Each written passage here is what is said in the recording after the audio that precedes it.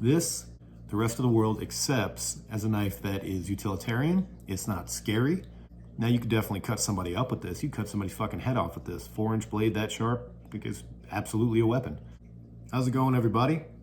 As most of you can tell from my YouTube videos, I am a knife guy. I'm a knife collector. I collect all types of knives, but I'm really interested in working man's knives from different parts of the world. In other words, what is a cultural knife that is sort of an everyday carry for the people of that region? I collect them from all over. And today I want to talk about probably my favorite of these. And that, of course, is the Opinel. Opinel knives come from France. The company is about 130 years old. And Opinels are widely considered to be some of the best pocket knives in the world. They're extremely simple, they're incredibly robust, and they're incredibly inexpensive. This happens to be an Opinel number 10, and I think I got it for $20. So let's go over it real quick and talk about some of the specs on this knife.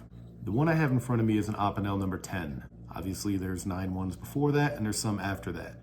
The 8 is probably the most popular one in the world. The only difference between the different numbers of Opinels is the size. I tend to like larger knives. I'm a bigger guy and I have bigger hands, so the number 10 is what's right for me. This thing is about 9 inches overall with a 4-inch blade. So you can get Opinels in stainless steel configurations or carbon. My preference is carbon steel. I'm not a great knife sharpener, so I prefer a knife that kind of lasts a little bit longer, the edge. So you can see that I have put a forced patina on this. I think I use mustard and vinegar or something.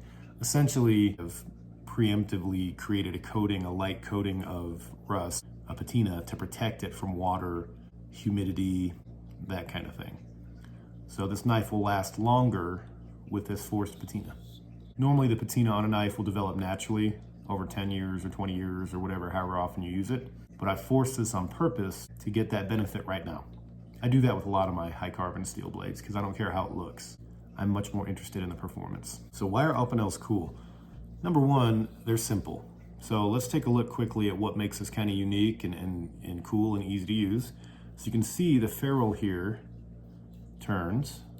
And so once the knife is open, you can turn it to where the slit in the scales is blocked, and that's what keeps the knife from going down.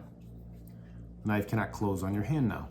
When you're ready to put the blade back, you turn the ferrule back in line with the blade, and then you go down, close it, and then you turn the ferrule again. You can see there's a little notch cut into there, so now it won't open in your pocket. It's a very simple mechanism, but it's very ingenious. There's essentially no physical way this can open in your pocket, which is a good thing because they're incredibly sharp.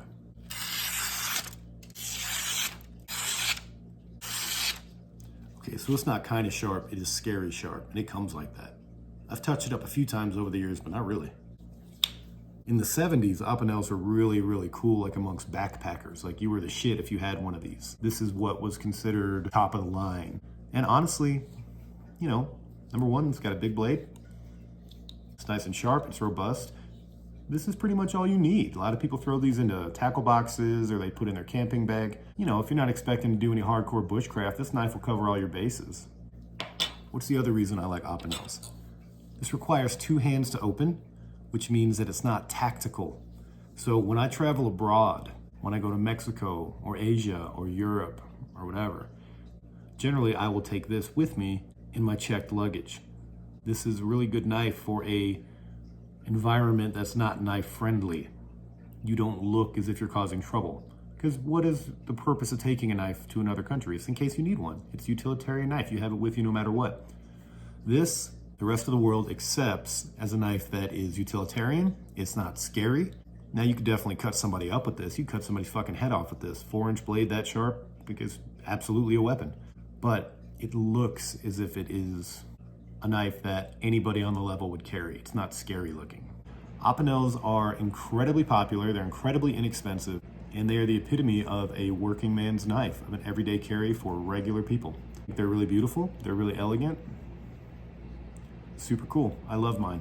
This is also a really good knife to give as a gift for somebody's first pocket knife. You know, it's simple, it's easy to use. This is something that doesn't look very scary. It looks like something your grandpa would carry. So it's a really good entry-level knife to get into the hobby, to get into, you know, woodscraft, to get into whittling. The only thing that kind of sucks about this is because it's so large and it's kind of got a round cross section, it's not particularly comfortable to carry in your pocket. So what I have is something like this. I'm kind of a belt carry guy anyway, so what I got one of these. I got it on Amazon for like $5. I had another one that I lost or got damaged, I forget, so I just got this one. But essentially, bam, belt carry. These things are awesome. I highly recommend Opinels. I think they're great. I think they're wonderful. They're a great value. They're an excellent knife. Thank you for watching.